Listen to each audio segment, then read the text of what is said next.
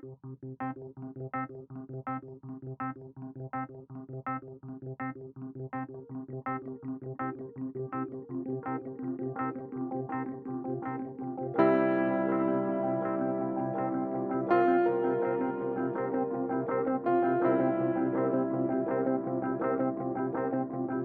me, biosocial is about the coming together of the biological and the social, and methods and knowledges from those two fields.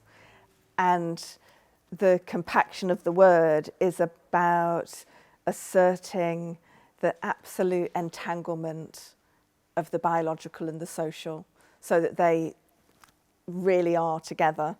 I've looked at some other authors, so Samantha Frost talks about the biocultural, and Celia Roberts talks about biopsychosocial cultural.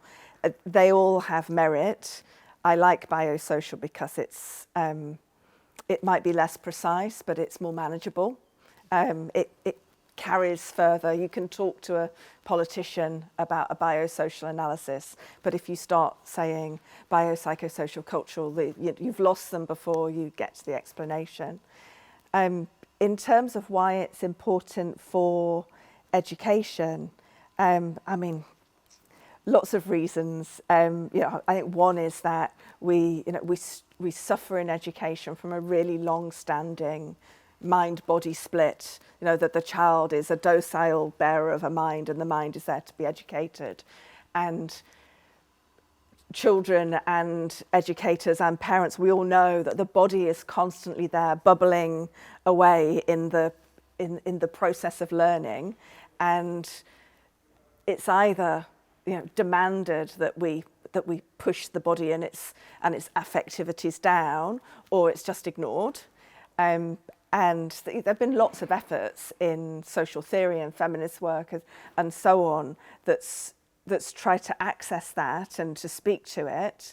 But for me, the possibilities that a biosocial analysis has of helping us to think about the body in the classroom and what's happening when the body is there, being active and present and feeling, it's a great possibility. And the possibility that then not only, that's very intellectually interesting to me, but I think also we have the potential to bring new understanding to what it means to learn, what we understand learning to be, why some people appear to learn really well and easily, and other people seem to endlessly struggle. And also, I think it has the potential to take to politicians and policymakers a new set of evidence that we can to campaign for the importance of relationships in classrooms, the importance of giving teachers time to know children and to be responsive, why being inclusive in a classroom is significant. And the possibility that some of this biosocial work suggests for us of the capacity to change, for children to be different, that not learning today doesn't mean to say that you can't learn tomorrow. And actually, I think one of the things that's made me stick with this biosocial line of evidence is that I keep coming to evidence of the possibility for change, of plasticity, that there aren't good learners and bad learners, but there are constellations of factors and influences that make it possible one day, and maybe tomorrow we can make it different.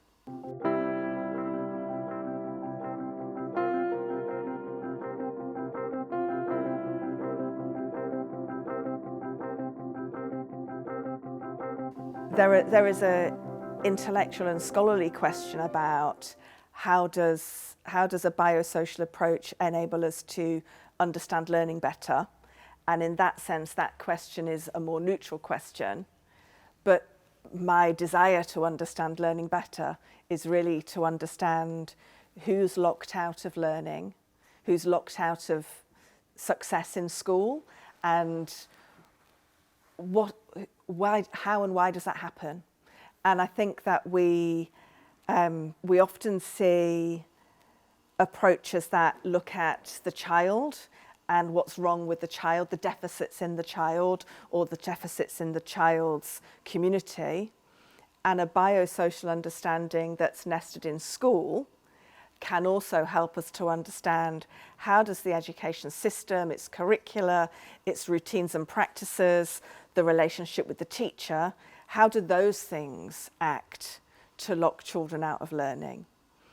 As a sociologist, I've been writing about what happens in schools, how do schools act to exclude children even as they're trying to include them.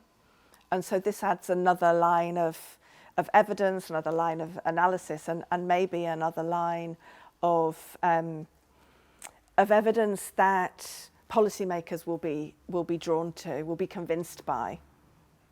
You know, maybe the biological evidence alongside the ethnographic will be compelling in new ways.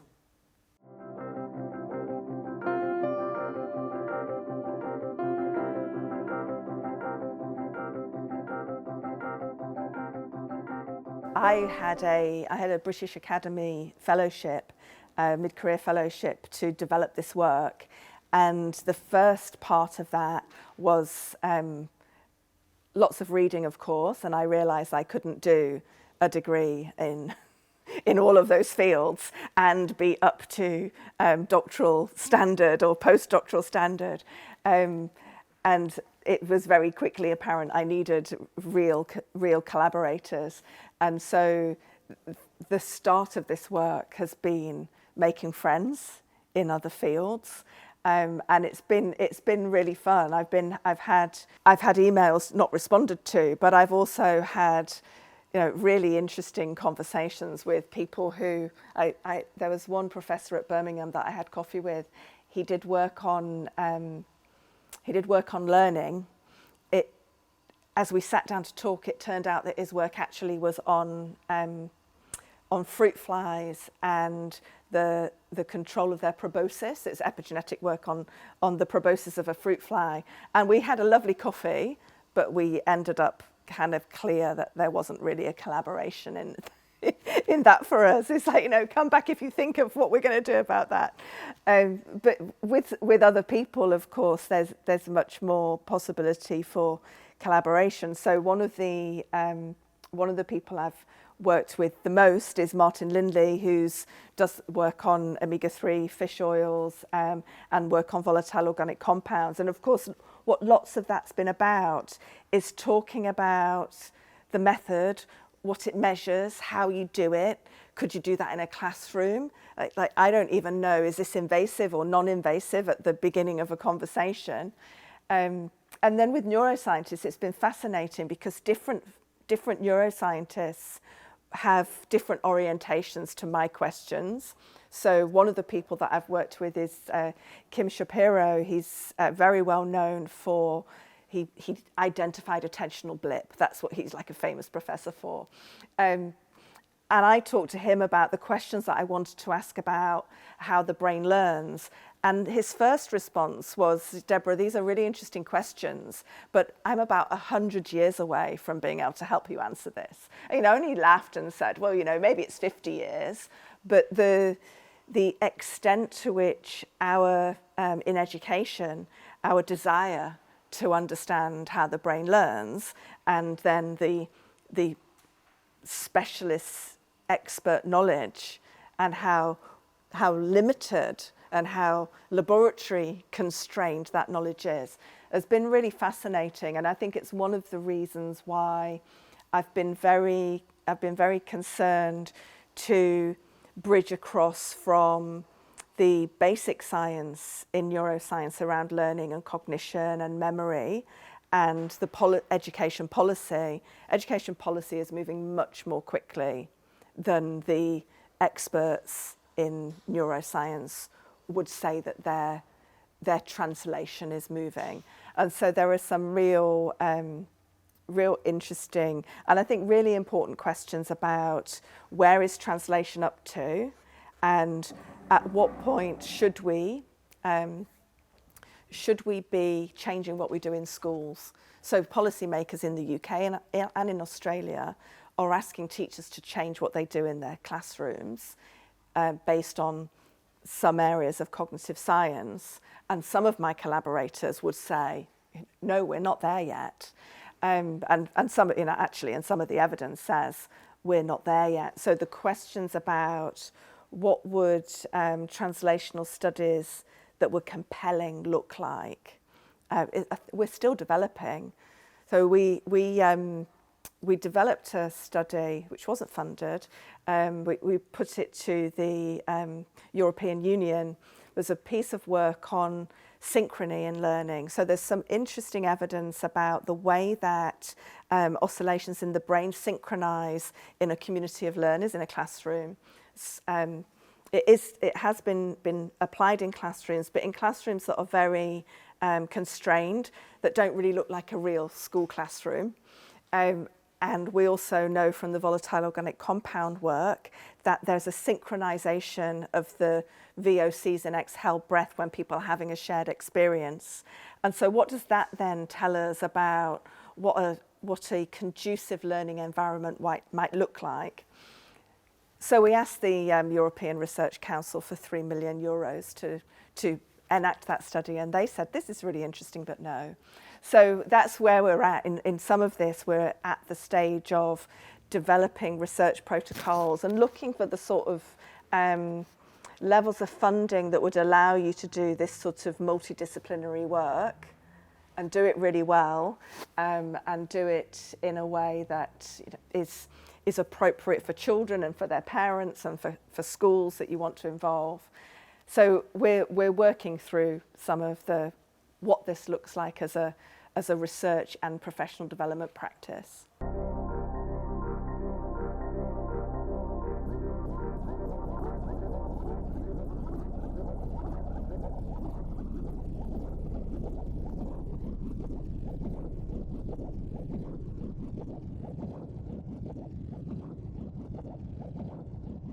If we had a mobile mass spectrometer that we could set up in a classroom over the weekend, and then the following week, while it's in that classroom, we would be able to, at purposive intervals, take samples of breath from children and from teachers and other adults in the room, and atmospheric samples from the classroom itself, would be able to invite children anytime they liked to go over to the equipment and give a sample because they want to. Of course, you need to be recording the activity in the classroom really carefully so that you can make meaning with these samples.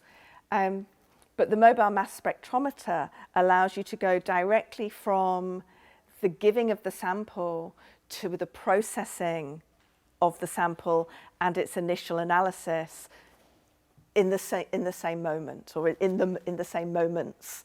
So what you don't then need to do is take breath samples back to a laboratory to be processed later off-site.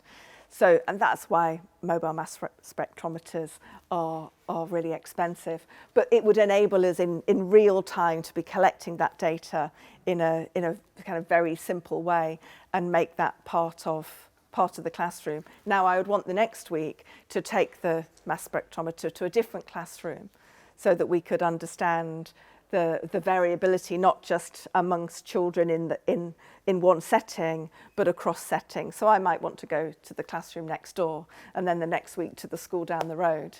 And so that we start to compile a really nuanced and sophisticated library of biomarkers that can help us to understand what's happening within children's bodies when they're learning well. And what are the sorts of physiological, biochemical responses that become barriers to learning.